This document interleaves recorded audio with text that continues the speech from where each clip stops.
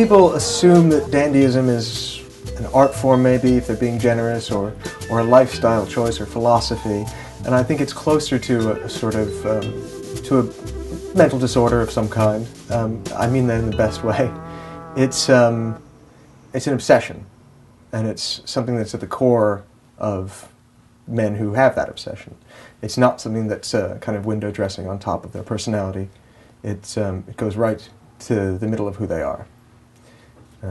Everyone, people have sort of preconceived notions of who a dandy or a well-dressed man would be. They think, oh, he's going to be gay, he's going to be white, he's going to be, maybe older, wealthy, work in the fashion industry, and that just wasn't the case.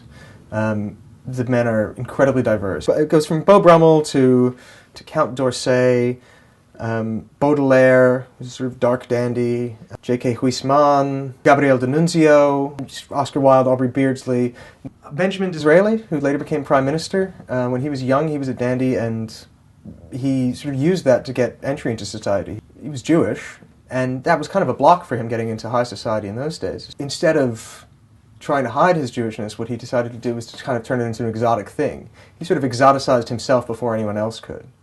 And Gay Talese, one of the men in the book, says that as a writer, he ostracized himself before anyone else could.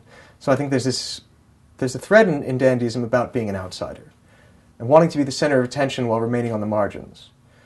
One of my great-great-grandfathers, or great-great-great-grandfathers on my mother's side, he was knighted in the 19th century for bringing the postal service to the Punjab in India, and he was a Sikh.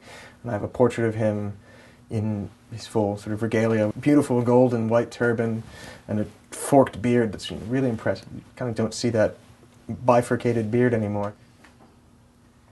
I always kind of felt like if you dressed a certain way, you could become kind of a character in your own story. And I think that's the case for a lot of the men that I've met, a lot of the sort of dandies I've interviewed. They get to be not necessarily someone else, but a different version of themselves. I dress based on how I'm feeling, but I also feel differently based on how I dress. Looking up at the stars, I know quite well that for all they care, I can go to hell. Quack, quack. Reprehensibly perfect. Let the more loving one be me. If you can't annoy somebody, there's little point in writing. So a lot of the men in the book said, oh, I would never call myself a dandy. Someone said, that's like a knighthood and you can't knight yourself. So I'm hesitant to call myself a dandy just because I feel like the other dandies will, the guys that I would call dandies will sort of scoff at me and say, oh, how could you call yourself a dandy? I'm very flattered when other people call me a dandy. I don't go around calling myself a dandy, but I certainly understand why other people call me a dandy. I mean, I wrote the book on it, I wrote one of the books on it.